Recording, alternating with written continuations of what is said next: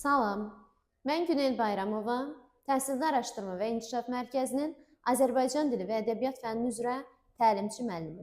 Bugün sizə qəbul tipli tapşırıqların izahını edəcəm. 4-cü test tapşırığımız isə Çingiz Aytmatovun Gün var əsrə bərabər romanından manqurt hissə ilə bağlı uyğunluğun müəyyən edilməsidir. Yəni, doğru və yanlış fikirlərin uyğunlaşdırılmasıdır. A-da yazılır ki, sövdəgərlər Sarı Özək çöllərindəki oğlanın manqurt olduğunu görüb, onunla söhbətə cəhd etmirlər. Demək ki, bu əsərdə belə bir fikir əksini tapmır. Yanlış fikirdir. Biz görürük ki, sövdəgərlər həmin oğlanın, yəni orada dəvələrə pasibanlıq edən oğlanın uzaqdan kim olduğunu bilmirlər, yaxınlaşandan sonra görürlər ki, o manqurtdur. Hətta onunla söhbətə də cəhd edirlər, ancaq onun manqurt olduğunu görüb təəssüflənirlər. Bu fikir burada yanlış fikir kimi qeyd olunmalıdır.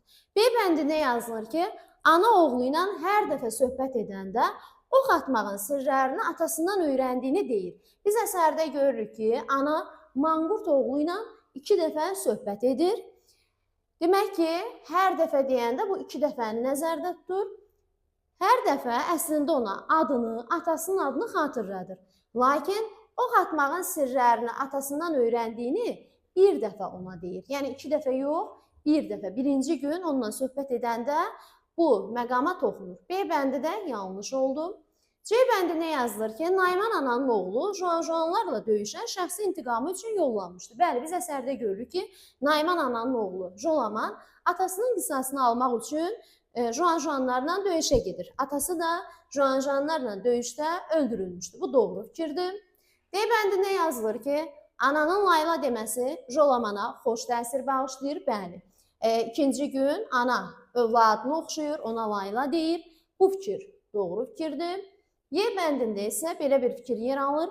Döyüşdən sonra bir neçə gün dalbadal Jolamanın axtarışına çıxan Naymanlar ondan bir iz tapmırlar. Bəli, əsərdə belə bir məqam qeyd olunur ki, döyüşdən bir neçə gün sonra dalbadal onlar Jolamanın axtarışına çıxdılar, lakin ondan heç bir iz tapa bilmədilər. Demək ki, tapşırığımızın doğru cavabı 1-ə C, D, Y, 2-ə A, B olmalıdır. O da öz əksini tapır A bəndində. Tapşırığın doğru cavabı A bəndidir. 5-ci test tapşırığımız isə Xəlil Rza Ulutürkün Qaytar mənim qüdrətimi Azərbaycan şeirinin təhlili ilə bağlıdır. Həmin şeirin təhlilindəki yanlış fikirlərin tapılması tələbi qoyulur. Birdə yazılır ki, həm Şimali, həm də Cənubi Azərbaycan torpağı müqəddəs sayılır.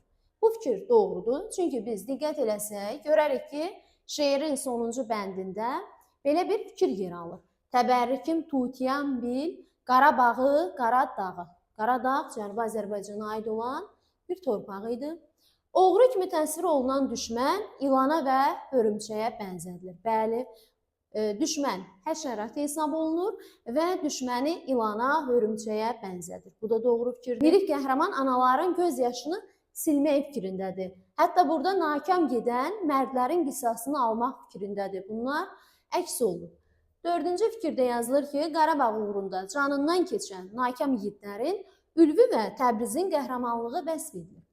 Demək, burada əsərdə Qarabağ uğrunda canından keçən şəhid Təbrizin adı çəkilir. Ancaq Ülvi Qarabağ uğrunda canından keçən şəhid deyil. Ülvi Bünyadzadə 90-cı il 20 yanvar hadisələrində həlak olmuş Azərbaycan şairi və qəhrəmandır. Yəni, şair kimi fəaliyyət göstərmiş bir gənc idi. Məhz bu səbəbdən də 4-cü fikir yanlışdır. Ona görə də bizim test tapşırığımızın doğru cavabı D bəndi olacaq. Sağ olun, görüşənədək.